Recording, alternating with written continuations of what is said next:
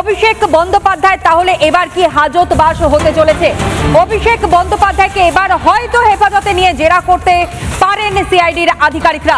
এই মুহূর্তে যা খবর আমরা পাচ্ছি, অভিষেক বন্দ্যোপাধ্যায়ের একটি রক্ষা কবচ রয়েছে, অর্থাৎ ইমিউনিটি রয়েছে, এবং সেটা কোর্ট থেকেই ইমিউনিটিটা পাওয়া। কিন্তু অভিষেক বন্দ্যোপাধ্যায় সত্যি কথা বলছেন না বলে আমাদের কাছে সূত্রের খবর।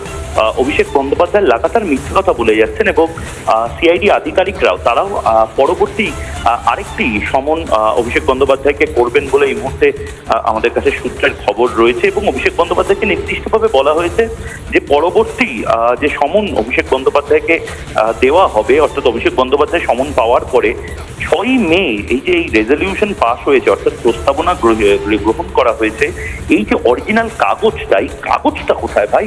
এই কাগজটা নিয়ে আসতে হবে। তাতে যে অরিজিনাল সই রয়েছে, সেই সই সমেত যে কাগজটা, সেই কাগজটা খুঁজে পাওয়া যাচ্ছে না। কুণাল ঘোষ, আমাদের কাছে সূত্রের যে খবর, কুণাল ঘোষ এবং অভিষেক বন্দ্যোপাধ্যায়কে মুখোমুখি জেরা করানো হয় আজকে। অর্থাৎ একেবারে মুখোমুখি বসে অভিষেক বন্দ্যোপাধ্যায় একদিকে ছিল এবং কুণাল ঘোষ আরেকদিকে ছিল, এবং সিআইডির যারা আধিকারিক, ডিআইজি র্যাঙ্কের আধিকারিক যারা, তারা 3 নম্বর ব্যক্তি হিসেবে ছিল। খুব নির্দিষ্টভাবে কুণাল ঘোষ কিন্তু পরস্পর বিরোধী বিবৃতি দিয়েছে। অর্থাৎ অভিষেক বন্দ্যোপাধ্যায় এবং কুণাল ঘোষের মধ্যে যে বক্তব্য, সেই বক্তব্য এক ছিল না, সামনেও ছিল না, এবং কুণাল ঘোষ লিখিতভাবে অভিষেক বন্দ্যোপাধ্যায়ের সামনে যা লিখেছেন তাতেও ছিল না বলে সূত্রের খবর। কুণাল ঘোষ বলছে 6ই মে এরকম কোনো ঘটনাই ঘটেনি, 6ই মে কোনো সই সাবুতি হয়নি, 6ই মে কোনো প্রস্তাবই নেওয়া হয়নি, এবং অভিষেক বন্দ্যোপাধ্যায়ের সামনে এই কথাটা বলছে। আবার অভিষেক বন্দ্যোপাধ্যায় লাগাতার দুটো জেরাতে বলে গেছে যে 6ই মেই প্রস্তাবনা গ্রহণ করা হয়েছে, 6ই মেই সই করা হয়েছে। হয় কুণাল ঘোষ, সন্দীপন সাহা, ঋতব্রত বন্দ্যোপাধ্যায়, বাহারুল ইসলামরা মিথ্যা কথা বলছে, বা অভিষেক বন্দ্যোপাধ্যায় মিথ্যা কথা বলছে। ধরে নিতে হবে অভিষেক বন্দ্যোপাধ্যায় মিথ্যা কথা বলছে, তার কারণ এতজন একসাথে মিথ্যা কথা একইভাবে বলতে পারে না, যেখানে সিআইডি এই তদন্তের সাথে যুক্ত।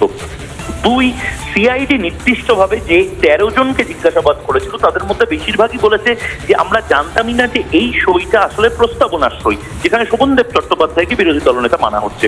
সুতরাং অভিষেক বন্দ্যোপাধ্যায় টোটাল ফ্রড করেছে, এবং এই টোটাল ফ্রডটা যে করেছে অভিষেক বন্দ্যোপাধ্যায়, সেটা হাবে ভাবে সম্ভবত কুণাল ঘোষ বুঝিয়ে দিয়েছে।